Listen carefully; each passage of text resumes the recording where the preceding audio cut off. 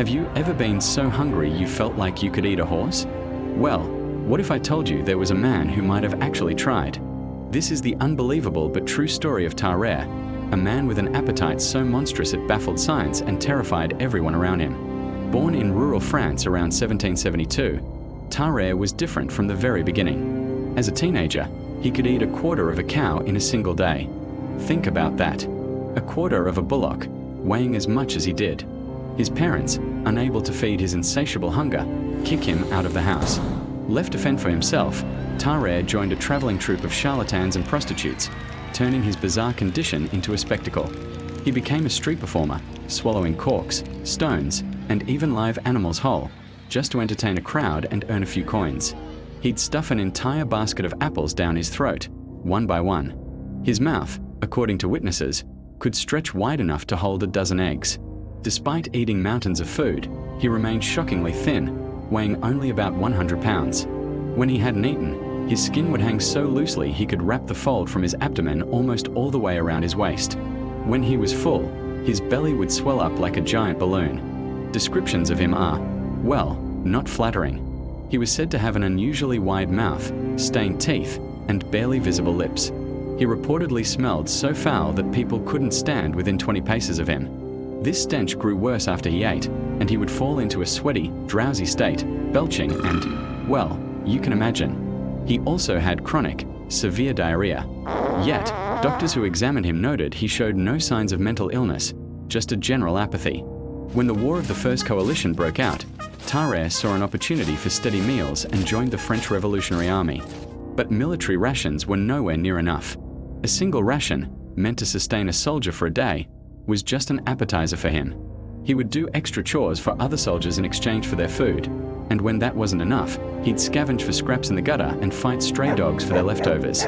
His bizarre condition quickly caught the attention of the Army's top surgeons, Dr. Corville and Dr. Percy. They decided to put his appetite to the test. They presented him with a meal prepared for 15 laboris, complete with 2 huge meat pies and 4 gallons of milk. Tarrare ate it all, without pausing, and then immediately fell asleep. In another experiment, they watched in horror as he grabbed a live cat, tore it open with his teeth, drank its blood, and ate the entire thing, leaving only the bones. He did the same with snakes, lizards, and puppies. This is where the story takes an even stranger turn. Dr. Corville saw a potential military application for Tarrare's unique abilities. The plan was simple, if a little crazy. Tarrare would swallow a wooden box containing a secret message. Because of his digestive system, he could pass the box through his body, retrieve it from his stool, and deliver the message behind enemy lines. A perfect, if disgusting, spy. Their first test was a success. Tarrare swallowed the box, and 2 days later, it was recovered intact, the message still readable. As a reward, he was given a wheelbarrow full of 30 pounds of raw bull's liver and lungs, which he devoured on the spot. Convinced of his potential, General Alexandre de Beauharnais sent Tarrare on his first real mission, to deliver a message to a captured French colonel in a Prussian-held fortress. But Tarrare, who didn't speak a word of German, was a terrible spy. He was captured almost immediately. The Prussians, suspicious of his strange behavior, whipped him and tried to force him to confess. He eventually broke and told them about the box. They chained him to a latrine and waited. And waited. After about 30 hours of what was surely an agonizing wait for everyone involved, the box finally emerged. The Prussian general was furious when he opened it and found the message was just a simple note asking if the plan had worked. He was about to have Tarrare executed, but in a moment of pity, he decided to just give him a severe beating and send him on his way. This traumatic experience completely broke Tarrare. He was done with the military life and begged Dr. Percy to cure him. Dr. Percy tried everything he could think of: laudanum, wine vinegar, tobacco pills, controlled diets of soft-boiled eggs. Nothing worked. Tarrare's hunger was relentless. He would sneak out of the hospital to scavenge for offal in butcher shops and fight stray animals for garbage. He was even caught trying to drink blood being drawn from other patients. The hospital staff insisted he was mentally ill, but Dr. Percy defended him, allowing him to stay. Then, the story takes its darkest and most disturbing turn. A 14-month-old toddler vanished from the hospital. The finger of suspicion pointed immediately at Tarrare. It was the one accusation Dr. Percy couldn't defend him from. Tarrare was chased out of the hospital, and his story goes cold for 4 years. He resurfaced in Versailles in 1798, terminally ill.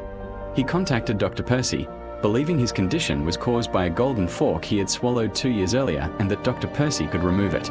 Dr. Percy recognized that Tarrare was actually in the advanced stages of tuberculosis.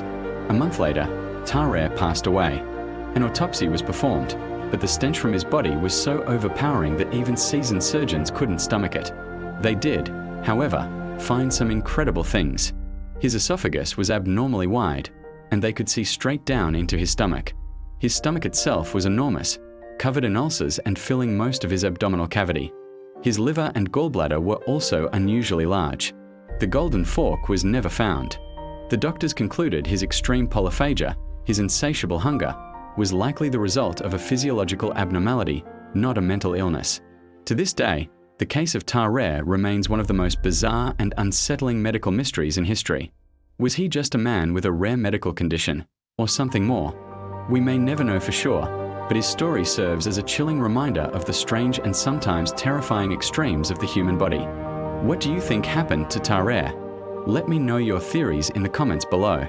Thanks for watching, and don't forget to like and subscribe for more strange stories from history.